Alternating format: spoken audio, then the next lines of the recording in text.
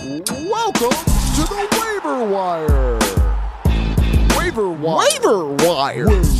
Waiver Wire. Waiver Wire. What up? Welcome to the Waiver Wire, where fantasy players become fantasy legends. What am I doing with my hands? We are here with your second show of the week. It's where we're going to talk about the matchups going into next week. This current week. God, what day is it? What world am I in?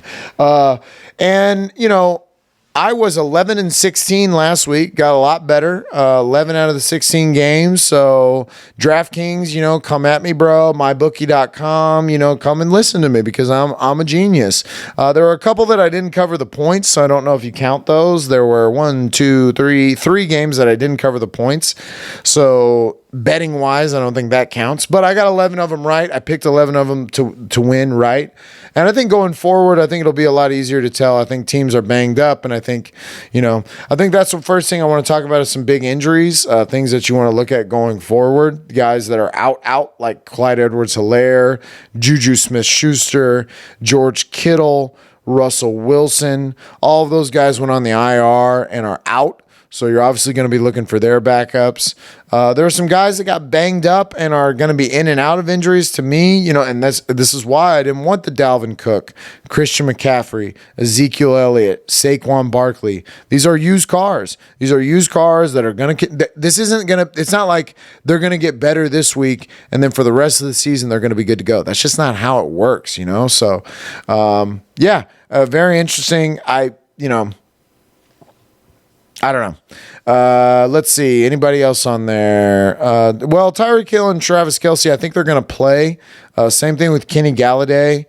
I don't know about Daniel Jones. I haven't really looked. I don't really give a fuck about the Giants. But all of the Giants got hurt, and Saquon Barkley's going to be out. I don't know about the other two. Calvin Ridley, you might want to watch him this week. You're going to want to watch Chris Godwin, who I don't think he's going into I think they took it off of him, and he's going to play tonight. Gronk is not playing tonight.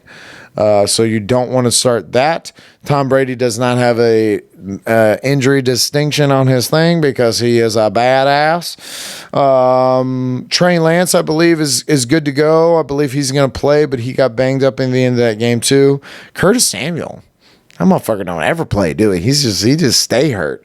So he was out of this too, and wasn't really high on him to begin with, but I'm pretty sure he's going to be out for a little bit too, and I'm not crazy about him.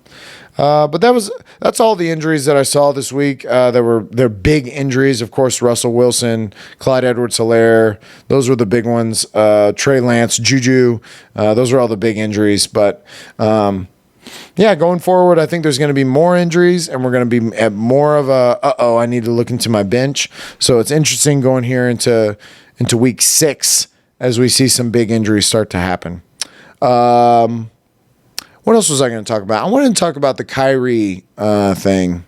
So the Nets, first of all, I want to say that I live in the great country of Texas. I believe that it is our own country. It should be. And Governor Abbott, the great Governor Abbott, the beautiful Professor Xavier, he came out and just recently said that no jobs can require you to take a vaccine. He said this because he believes the way I do that this is not American at all to say you have to do something. No. We all accept the fact that we have to pay taxes. We all accept the fact that there are street signs that we have to follow the laws of. There are laws of you can't murder and steal and do things like that. But you don't get to, in less than a year, make I want to play this game with you. Let's just say that instead of COVID, you replace it with cancer. Let's say cancer's out there killing people. And let's say that I came up with a vaccine for cancer. However, you can still get cancer. It can still kill you. And in this scenario, this fake scenario, let's say cancer is contagious. Would you still take that vaccine? I know that some of you sheep will say, yes, we would. However, I would argue that in that scenario, which cancer does kill people and it has been a problem for a long time, there are many, many people that we have lost, millions of people, I don't even know the number, to cancer. They're way more than COVID. And it's a way more, I've watched people die of cancer. It's awful.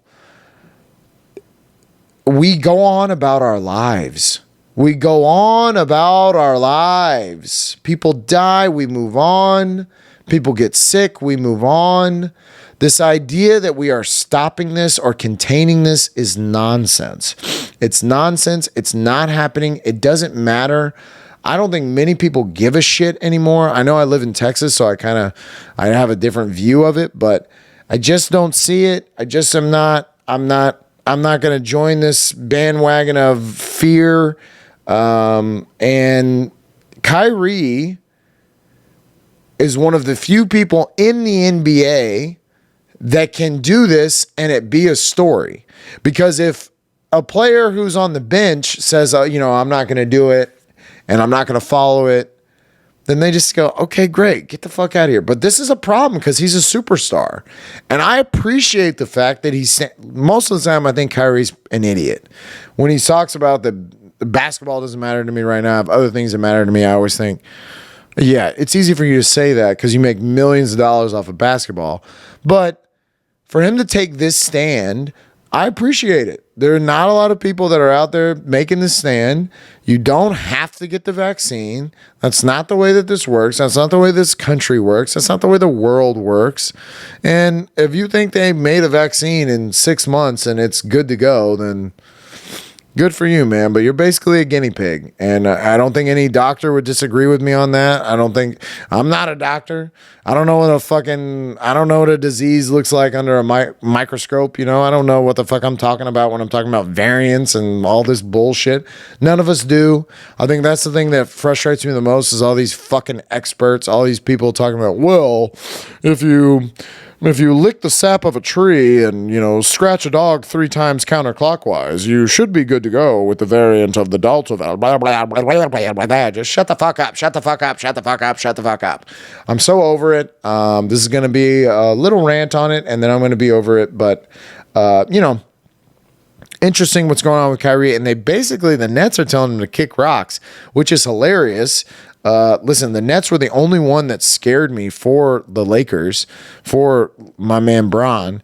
And if Kyrie ain't there, James Harden and Kevin Durant ain't getting this done. James Harden buttholes puckers worse than any porn star you've ever seen. His butthole goes from a grapefruit size to you can't fit air through it. It just fluctuates. He's got a butthole fluctuator capacitor. I don't know what that means, but very interesting. And the fact that the Nets are, like I said, if it was a lesser player, okay, but this is like you put these 3 together because you want to win championships. Now, because of this is really worth it for you to say no? Like, oh, shit. All right, whatever. But that being said, let's see. I got basketball. We talked about some injuries. Last week I know we talked about some. Last show I talked about some waiver wire pickups, but we're gonna get into this next week's show. Talking right off the bat, I love it. Thursday night, I get them all to myself. I don't have to watch any other fucking games. It's just Tom Brady. It's the Tom Brady show. He's going to Philly, which Philly has not looked great. And the other thing too is that Jalen Hurts is successful because he can rush a little bit, but where Tampa Bay has succeeded is that if you're a pocket passer, their secondary is beat up. So you can beat them a little bit on that. But if you're a guy like Jalen Hurts, who isn't necessarily a pocket passer, you want to extend the play and rush, hey, Tampa Bay's defensive line is going to get you. Shaq Barrett's going to get you. Like Vita Vea, these guys are going to come and get you. So they're a 7-point favorite on the road. I'm taking Tampa Bay. Obviously, I think they come out and beat the fuck out of them. And go Tampa Bay. Then we go to the next games, the noon games, which is going to be Houston at Indianapolis. Indianapolis is a 10-point favorite. That is fucking disrespectful. That is crazy, crazy, crazy, crazy. For that, I'm taking the Houston Texans. I actually outright think the Houston Texans are going to win. I think they definitely cover that 10 points. That's bonkers. But the Houston Texans they came out, they played really well against New England. I think they go into Indianapolis, which is not a good team, and I think they get the win. It's kind of going to be of a doo-doo game. I don't really want to, red zone, please don't do this to me. But yeah, interesting game nonetheless. Let's go Houston. Yeah. Miami at Jacksonville. I believe this is the London game, although I don't look this up. I believe this is the London game. Man, what a trash ass game. Miami's a 3.5 point favorite. It's not in Jacksonville, so I guess you can't really call them the road. They're both on the road. Although Jacksonville plays every year in London, so they should be used to it. I'm going to take Miami in this, even with the 3.5 points. I don't know. I mean, who gives a shit, really? You know what I'm saying? Who fuck gives a fuck about Miami and Jacksonville? Jesus Lord. But Miami should get the win in here. I hope Jalen Waddle goes the fuck off. Let's go Jalen Waddle. But again, this is going to be in the morning. I'm going to wake up and go, what happened? What happened? Because that's what I did in the Atlanta Jets game. Who gives a fuck and what happened? And that's how this one will be as well, if this is the London game and I'm right. But I don't know. Green Bay at Chicago. Interesting game. Chicago just got a win. Maybe they come out and they look good in here. I'm not sold on Green Bay. 4.5 points is what Green Bay is favored by. Seems like a kind of high number. I mean, they should win by a touchdown. I'm gonna pick Green Bay, but I don't know. Maybe they lose. Maybe they don't cover those points. Maybe it's a closer game than that. Maybe the Red Rocket proves me wrong. Doubt it. But maybe. And, Green Bay should go ahead and get this win, go on to 5-1, feel real good about themselves, and then collapse at the second part of the year the way they love to do. Cincinnati at Detroit. I don't have Detroit being one of the worst teams in the league, just like Houston. I know their record says that they are, but they're really not. Jacksonville's way worse than they are. Even teams like Atlanta and the Jets are worse than the Lions. And the Bengals, man, this is tough. I'm taking the Lions in this. I realize that's a stretch. Cincinnati's a 3-point favorite on the road. And Cincinnati, honestly, should probably win this game. But Detroit has come so close to getting a win. I just feel like they're due for it. Cincinnati, this might be a bad week for them, just because if they do lose this week and they've had some tough losses, they're going to be kind of behind the 8 ball, especially in that division where Baltimore's kind of jumped out to an early lead and Pittsburgh looked better in this last game. So Cincinnati, and Cleveland's there too. So Cincinnati needs this win. I know that they probably will win. I'm going to take Detroit. And probably because it's going to be a close game, and they probably won't even cover. Cincinnati probably won't cover the 3 points because Detroit's been in some fucking last second 1-point loss, heartbreaking last second kick games. But Rams at Giants, holy shit.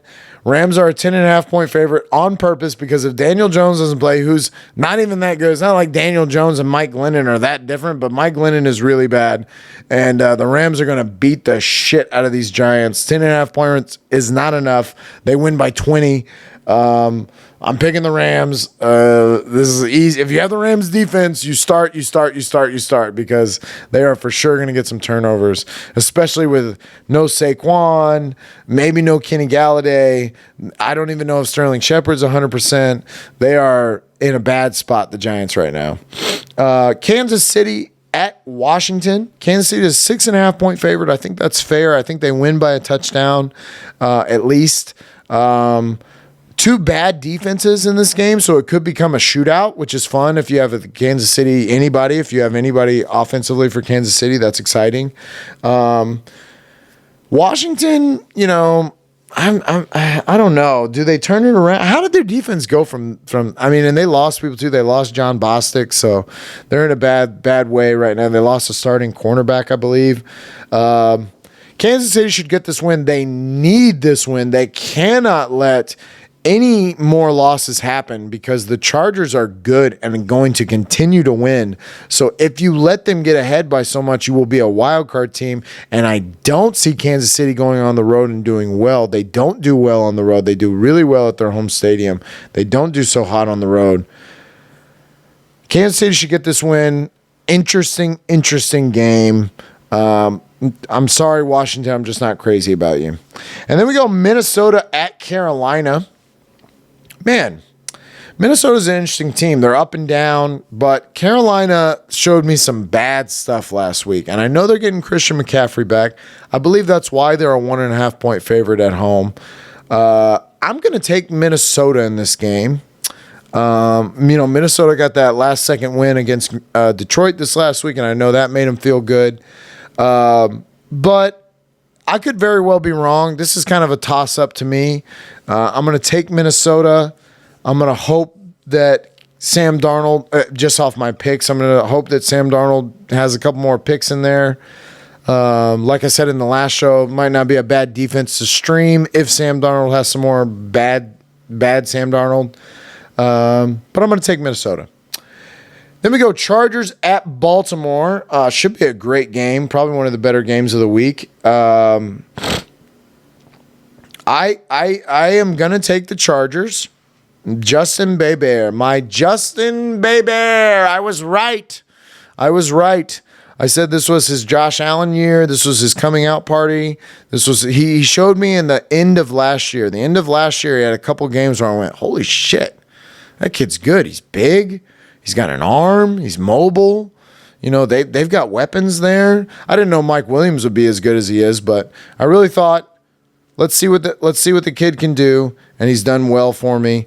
I feel good about Justin Bieber going forward. Baltimore's defense is suspect. If Carson Wentz can put 25 on you, I got to assume that the Chargers are going to throw a little bit more. But I'm going to take the Chargers at home or on the road. And then we go Arizona at Cleveland. This is going to be a great game. That and this Chargers game has got to be the best games of the week. Yeah, those are the best. Arizona-Cleveland is probably the best game of the week because Cleveland has had some tough losses but has really looked good. They're a 2.5-point favorite at home over the undefeated Arizona Cardinals. Maybe the Vegas believes what I believe, that how long can Arizona keep this up? I don't know, but we're going to see. And I'm going to take Arizona in this. I took Cleveland last week against the Chargers. I was wrong. I'm not going to be wrong again. I'm going to take Arizona. Cleveland, I just don't believe in you, Baker. And I know that, that it's not Baker's team. It's a Nick Chubb, Kareem Hunt team. But Arizona's defense has a good defensive line. They should be able to slow the run down and force it to be a Baker Mayfield show, which I don't know if he's ready for. So I'm going to take Arizona. I feel good about it. I feel good about Arizona going forward. They're a very, very, very good team. And then we go Raiders at Denver. Denver's a 3.5-point favorite at home. I'm going to take the Raiders. I'm not sold on Denver at all. I'm not sold on either one of these teams. And, I think the Raiders, it's one of those things where, like, you're kind of playing for each other now. That's what the Raiders are going to believe. Like, we got to do it for John, and we got to come out there and win for him. But I very well could be wrong about this game. This is kind of a toss-up to me. This was a hard one to pick. I'm going to take the Raiders, but I'm not crazy about the pick. Denver could very well come out with this win, especially their favorites. But I think Derek Carr and Josh Jacobs and them getting up back on track, and I'm just not sold on Denver. So I'm going to take the Raiders. And then we go Dallas at New England. Should be a good game. New England has had a couple of tough losses. They won last week, but they had that tough loss to Tampa Bay. I think they're looking to, Bill Belichick's looking to prove people wrong. I hate picking the Cowgirls, but I'm going to do it. They're a 4-point favorite on the road, but Dallas's offense has looked great these last couple of weeks. I don't know if Zeke is if he's not going to play or not. I think he probably will. But yeah, I just think Dallas is a better team overall than New England, and that they go and they get this win. It's going to be sad for Bill Belichick, but I think the Cowgirls get this win. And here's my question with Bill Belichick. Not even Robert Kraft. How long does he accept a losing season? How long does he miss the playoffs? They're not making the playoffs this year. How long does he miss the playoffs? How long is this acceptable for him to be a loser? Because we're close. We're close. We have last year and now this year. Is this going for 4 years? Is this going for 5 years? How long does Robert Kraft allow this? I'm telling you right now, Bill Belichick retires before Tom Brady. Jot it down. It's going to be the greatest day ever. I can't wait to come in and gloat. He is going to retire before Tom because Tom's going to play till he's fucking 50. And I'm just not big on Bill Belichick. It was obviously, Darrelle Revis came out this week and said that it's 100% Tom Brady. I 100% agree. You look at how many years that Bill Belichick was this mastermind GM, and he'd bring in fucking Chris Hogan and Danny Amendola as your weapons. It's like, Jesus, man, can the guy get some help? Can he get somebody to help him? So that being said, Dallas is going to win, I think, by a lot. And I think this is a bad look for New England. And I think we start going, is Bill Belichick on the hot seat? I think he is. So Dallas at New England should be good. Seattle at Pittsburgh is the night game on Sunday. Pittsburgh is a 4.5-point favorite. They better not get trapped by the fact that this is Geno Smith. I say that because obviously I'm a Pittsburgh fucking Steeler fan this year because of how many Steelers I picked. But Seattle's defense is bad. It's got me half erect. I've got a boner for a half boner for Najee and Claypool. I think that they come out and play well. I'm going to take Pittsburgh at home, 4.5-point favorite. It's going to be a good game for Ben. He's going to be in the spotlight. Ben's heard all these rumblings about, is he washed up and all this shit. And I think he comes out and he delivers. I'm just not sold. Geno Smith, I'm sorry, but maybe you come out and you play well. And I'm not saying they don't score points, but I just don't see Seattle winning this game without Russell Wilson. Pittsburgh at home. And then the Monday night game is great. Buffalo at Tennessee. It'll be interesting to see if Tennessee sticks to the game plan and runs the ball, even though Buffalo's going to score points. But Buffalo's defense is good, and here's your first test. Here's the best running back in the league. Can you stop him? They're a 5.5-point favorite on the road at Tennessee, and that's because Tennessee has struggled. But I'm going to take Buffalo. I am taking it with the caveat that I think Tennessee's going to play well in this, and this could be a game that Tennessee wins if they stick to the game plan, but we'll just have to wait and see. I mean, Buffalo's defense has played really well, and they should play well in this. I'm in love with Dawson Knox. I want to make out with his face, and I think Josh Allen will do well, but Derrick Henry is king, man. He is just the king. He's the king of running backs. I don't know if this dude breathes the same air as the most of us. He's got that Adrian Peterson aura about him right now. So, I'm going to take Buffalo, but I'm nervous about it. And it should be a great Monday night game. I still got Arizona and Cleveland as the best game of the week, though. Cool. So mybookie.com, go check that out. It was brought to you by Red Zone and DraftKings and mybookie.com and let's see, Blue Chew. What are the other ones I hear? Brought to you by Burger King, just for the fuck of it. Why not? 11-16 last week. I'm pretty much a genius. You should go out and do every pick that I just said. Do your parlays and bet all on Josh's genius brain that's 1-4 in his own league and in fantasy football knows nothing. No, that's not true. But going to be a good week in football. We're finally into some bye weeks, so there's going to be less games, which I really like on the red zone because it means I get to see more of the games. When there's so many games, when they have 9 games in the early window, they struggle to kind of get them all in there. So should be a good week for brought to you by the red zone. Let's see. The only other thing that I have on this list, and I don't know how much I'll get into it, is some waiter gripes. Some gripes. Going to try to educate the population on how to behave when you go into a restaurant. Some things that drive me up the fucking wall. If you're in a large table of 6 or more, and I'm talking to one of the people at your table taking the order, and you scream at me from across the table, just so you know, you're a fucking moron. Do you not see me speaking to someone? If I'm at another table, not even at your table, and you look up and go, waiter, sir, hey, you bring me a. Sit there, shut the fuck up, enjoy the company of the people that you're with, eat and drink what's in front of you, and be happy. Don't be a fucking annoying person that can't control themselves and can't handle being. Don't be the people that can't talk to the people that you're with. Don't make me the person that's supposed to come and save the day. Just because y'all don't have anything to talk about and you have no business being out to eat with whoever it is that you're out to eat with does not mean that it's my job to come up and entertain or save the day with a drink. It's not like that. You got to just sit in the moment, be in the moment. The cell phone.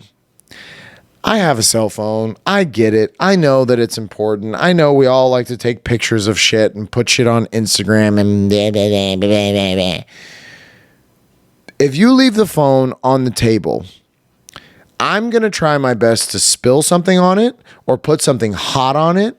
I want to knock it off the table. I want to do everything I can to make you realize that that's not what happens here, okay? You don't just put a phone off to the left like it's a fucking saucer plate. It's not. It goes in your fucking pocket. It goes in your purse. Stop it. Stop taking pictures of your food. No one cares.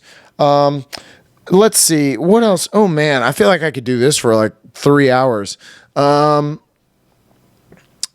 If you order something and me as a waiter, is there anything else? Is there, I'm going to do that last second.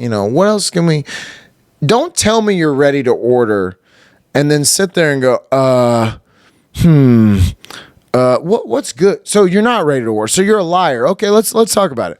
And then so we get into the questions. We take the whole order. I walk away and you chase that waiter down in wherever they are to say, hey, I wanted this instead. I wanted a ribeye instead. Or I really need corn as well. Like, listen, you fucking idiot. You small brain fucking mouse of a human. You need to make these decisions before you place the order. There's not a window of time. If I've rang this order in, let me explain what's happened now. Now I have to go into the kitchen, tell the chef, hey, don't make that food, which they've already started making the minute that it got rang in. So now you've wasted food because you're a fucking idiot. Now I have to go to a manager and get the manager to take this off because you're a fucking idiot. And all of this could have been handled if you sat there and instead of talking to each other about, oh, yeah, well, this week, Ashley was telling me that, she wasn't going to come, and then all of a sudden she did come. I don't know what people talk about when they go out to eat, but because I don't do it, because I work in a restaurant so much, the last thing I want to do is go to a restaurant. The last thing I want to do is go to a restaurant. But I don't even know where I was going with that. All I'm saying is, when you're at a restaurant, be in the moment with the people that you're with. Put your phones away. Enjoy what's in front of you. Don't freak out yelling at the waiter every time that they come over there. It's not a, I got a big one. Is there anything else that I can get for you right now? Yeah, I'll take a Coke. Okay. Anything else? No one says anything. I come back with the Coke. Yeah, can I get some salt and pepper? Hey, bitch. I just fucking asked you if anybody else wanted anything. If you hear that question from a waiter, the reason that he's asking you that is because you're annoying and you keep running him back and forth. Everyone at the table, listen, pay attention, and when you hear, does anybody need anything else? Go through your brain. Think about the A1 and the fucking salt and pepper and the blah, blah, blah, and the blah, blah, blah that you need. And tell them then. And if they do come back with a whole bunch of stuff in their hand and what you need is not that important, maybe wait. Maybe wait. Wait till he comes back another time and say, hey, you know what? Now I'd like that other drink. Don't do it as he's coming back after he just asked you, is there anything else? Because I promise you, in his brain, he wants to murder you. A slow, painful murder. And by he, I mean me. I can't really think of a... Oh, if you go out with 20-something people and at the end of it you say, we all want split checks, and then you get upset because it takes time for those split checks to be dealt with, I mean, I don't wish harm on people, but I do hope that those people, when they're driving home, get in the worst fiery car wreck that could possibly be. And possibly kill everyone in the... I mean, at least they should be maimed a little bit. You know, I wouldn't mind a little half of a paralysis, you know, waist down, you can't move. That'd be great. But shut up.